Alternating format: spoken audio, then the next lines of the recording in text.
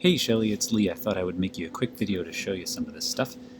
So to answer your questions, number one, you have several people working on the same service line on the same day, but they all work different hours. So in my sample schedule, if I have a bunch of people on call, I'm going to need some more call slots. Maybe there are 3 of them. It's okay, I'm not going to worry about that message. Maybe Aline is on, and then there's somebody else on a different, or who's also on, and then somebody else who's also on. But they all work different hours. I can adjust these rows so that they have their own hours, but if it's a weird thing like, Carlock, and he's only on for an unusual chunk of time, I'm going to right-click on his assignment and say shift times. Then I can adjust his hours to be whatever they should be. And you can do that on any assignment. You can also make that true every Sunday, for example. So you probably want a separate row for each of those separate assignments. You can click on the left here and condense it down to one slot in your info box, but that's going to make it really hard to know the timing of each one, so I like to leave it uncondensed. I hope that makes sense. Question number 2, if my service lines have hours that are different on the weekend than they are during the week, same idea. You can right-click on a Sunday like I did and give it a different set of hours.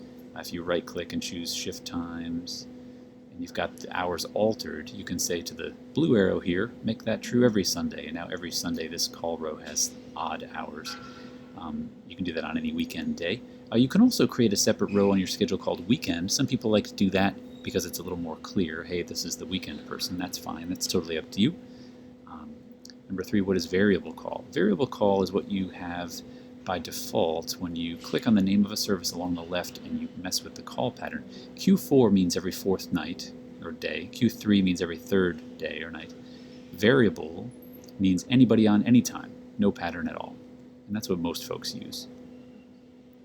4, how do I set up a week-long manager schedule that starts on Friday and ends the next Friday, where the hours in between are variable and unpredictable?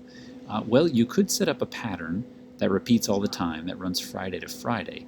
But if the hours are variable and unpredictable, I probably wouldn't set up a pattern. I would probably drop those names in by hand and then, right-click like we did to say shift times and adjust the hours as needed, especially if it's going to be inconsistent. I think that's a little bit better. I like to click the options menu at the top and tell the system to move my cursor right after I fill an empty cell. And what that does is kind of make it so that when I click a name, my cursor moves over to the right. So if I need to put a person on a bunch of days in a row, I can just click name after name. Of course, you're going to want to have variable call selected before you do that if it's going to be the kind of situation where you want your assignment to keep sticking. There we go. You attached a hospice home manager schedule, variable day to day. Yeah, I'll open that in a second. I think variable call and dropping names in like we just did is the way to go. If there's been a call up for a day, is there a way to notify staff that there is an open shift for that day? Sure, what you can do, sometimes people will add a name on their schedule called open. Under file and general setup, you can add all sorts of people, but you can add a staff person called open, for example. If you assign open to a particular shift, now that shift is open, here's the trick. Head to face icon, 3rd from the top left for work preferences, and head to the work preferences page for open. And you'll see this little figure here. And now with it selected or clicked, all the open shifts are available for giveaway. If people go to amion.com and they want to swap a shift, they can now pick up open shifts. They'll also see what's open on the schedule as well if you don't want them to get crazy with that pick up open shift option. That's a little more advanced, but they'll see those open shifts there. You can broadcast open shifts, and that has to do with our shift swapping feature. Let me know if you're interested in that. I can certainly talk more about that. But to open your attachment, let's see what we've got here.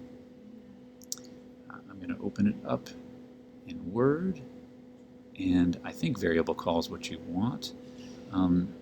Yeah, if these hours, well, they don't look like they vary that much, but there also isn't really a strict pattern, really, that I can see anyway.